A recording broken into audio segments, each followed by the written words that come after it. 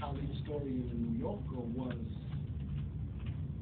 the similarities of the experience that he underwent as I had myself.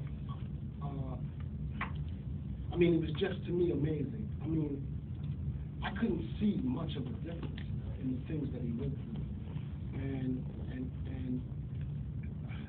his personal history there, spending 1,000 days on Rikers Island, and with 2/3 of that time in solitary, is not uncommon. Children, like I had been, and this is why I asked to be described as a child prisoner for life, because my time has never ended. The things that Kalief experienced, he experienced as a person with a pre-existing, undiagnosed mental condition. I don't think I had any type of mental condition which allowed me to survive not only that, but over 20 years in the New York State prison system. Much of that in solitary confinement. And that's simply because I wouldn't allow myself to be abused at any point by anyone, police or prisoner. So when a child, like myself or Kalief, finds himself encountered with that type of situation, that child has to learn immediately to adjust, to overcome those conditions, and be able to survive those conditions, and that's what Kalief encountered.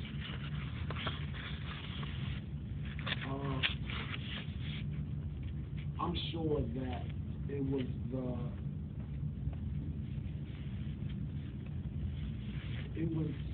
the combination of his condition and the fact that he feared that he would have to. His story was known at that point. So with the new court case and the possibility of him returning to those conditions, I don't believe he was prepared to face it, because this is a young man that got out immediately and hit the ground running, just like I did. And they actually awarded him posthumously a bachelor's degree. Or no, I think it was an associate degree. It was a bachelor's, the associate's degree, because of his achievements. And having read his term paper on solitary confinement, I mean, he actually indicts the system. He showed how solitary confinement is used to actually dehumanize, to alienate, and desocialize, to destroy individuals that won't conform. Because, like Kalief, if you go in there and you didn't commit the crime, you don't see any reason to conform. And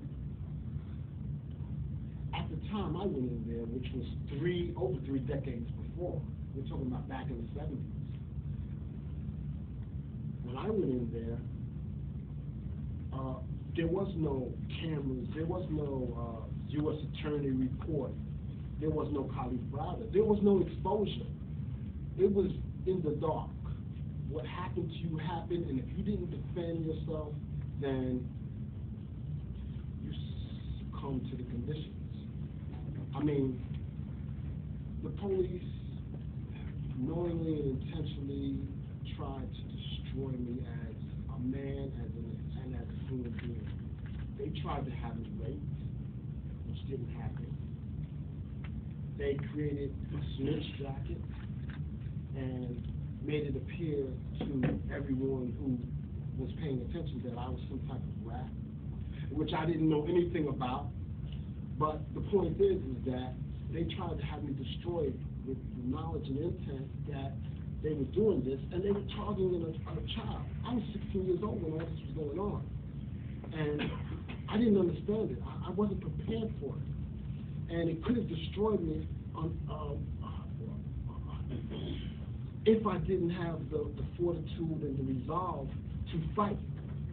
And I fought everybody. I trained all day, every day, thousands of push-ups, everything I could do. I mean, the same thing Kalief did when he was in those cells. He built up. He prepared us because of the things he saw, the things he experienced. Did you see the videos of what happened to Kalief? How 10 people came at him? How even after he was cuffed, those pigs jumped. It's common. He was cuffed from behind, and here you got this pig beating him down. That's not uncommon. I mean, it's happened to me many times.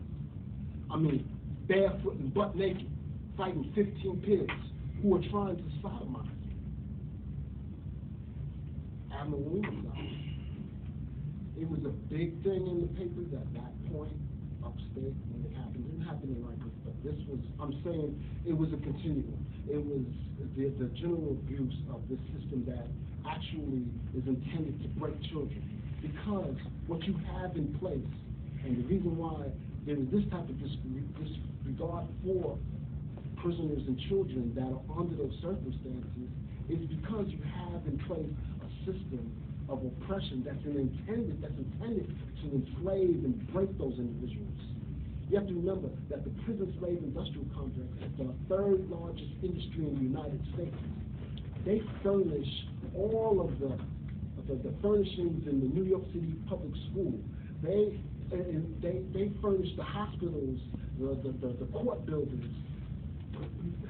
If you was to go into the Harlem State building, and I did this, we had a discussion in the Harlem State, and I said, I'm going to turn this chair over, and I guarantee it's going to say courtcraft.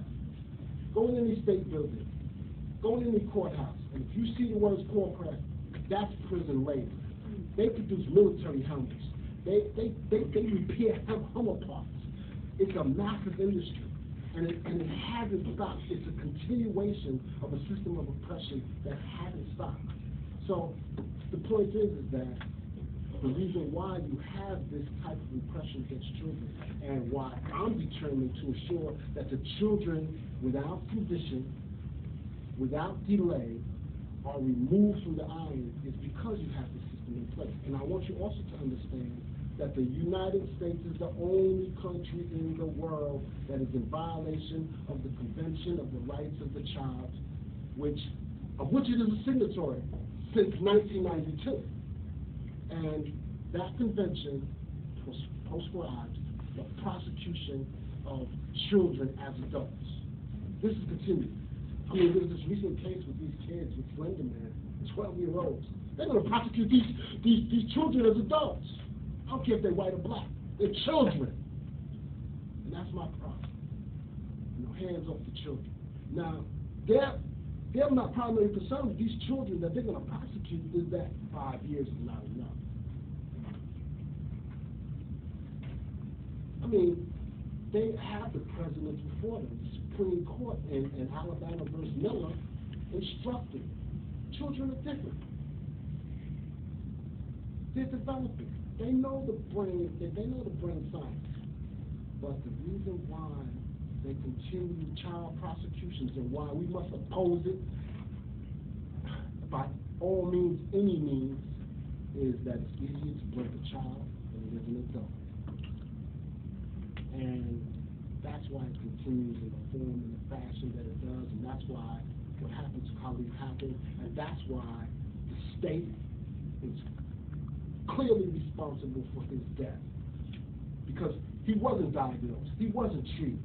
And even when he did that, when he did attempt suicide inside, they ignored him. They beat him down for trying to, they beat him down a few times for trying to commit suicide. Because he couldn't take the conditions that he was being exposed to. He couldn't deal with it. He couldn't deal with with his pre-existing mental condition. And I tell you, I wish I was there, because I fought to that. I mean, the only reason I got out was perhaps a contradiction. And let me tell you, unlike, what Kalief went through, I resolved that I didn't want to be a part of it. I renounced citizenship on 3 separate occasions. I even sued the federal government to be deported and to have my citizenship removed. And they wouldn't do it. You know why? Because I was a slave of the state. I don't have citizenship rights. Can't renounce citizenship if you ain't a citizen. We don't reduce you to 3/5 human. You a slave of the state. That was their basic response. And I left. I left a few times. I sought asylum. I sought refuge. And that's what it drives you to. It drives you to fight a fight. They returned me to this country within 24 hours. Like an Aspenod slave. And put me inside confinement for 90 days for trying to be free of the Yankee state, Yankee slave state. So this is what we're faced with. This is what we have to understand. And if you don't understand the dynamics, then you should learn it, because it's real. And it's happening not only to me and Kalief, but our children, you know, even their children, even children that, you know, I mean, we have to put every effort into it. And this is why I've been organizing with every group I can. I mean, I'll join anyone that's willing to fight that monstrosity. I'm with them. But we most recently organized an action against Rikers to shut it down. And we plan to continue that. And that was our first encirclement suppression campaign, in which we actually triggered the response security mechanisms of the security forces on the island, and they blockaded the island themselves. But what we want to do ultimately is we want to build mass pickets and centralize a lot of the marches that are organized for separate purposes to actually blockade the island so as to make it ungovernable. And also bring notice to the people and bring the people in and have them understand that the children have to be removed without delay, without condition, without question. And they all agree. Why are they still there? The city council agrees that the children are supposed to be removed. The Board of Corrections agrees that they have to be removed. Even the two-faced monster, Commissioner Poe, agrees that the children should be removed. But we know that he really wants those children there.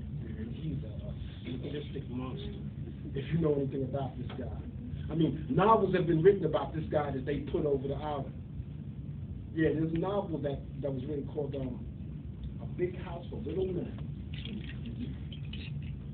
This dude is that vicious, you know. So, you know, this is what we're faced with, and this is what we want you to understand. I don't want to take much more time because this person.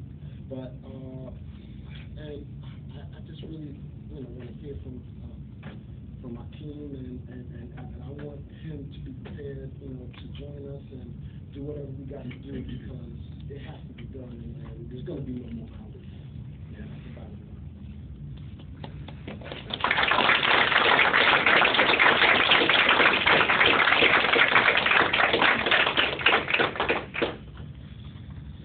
Good evening, everyone. My name is Hakeem. I want to try and keep it organized. I have the best of speeches, but at the same time, I do have a point of contact, which I want to speak about Kalief, the prison, and the prison system, and as well as what do we do now, because that, I think, actually should be the topic of everything right now. What happened with Kalief? My brother, before he went in, I just want to correct something. He had no pre-existing condition. There was no the news reporters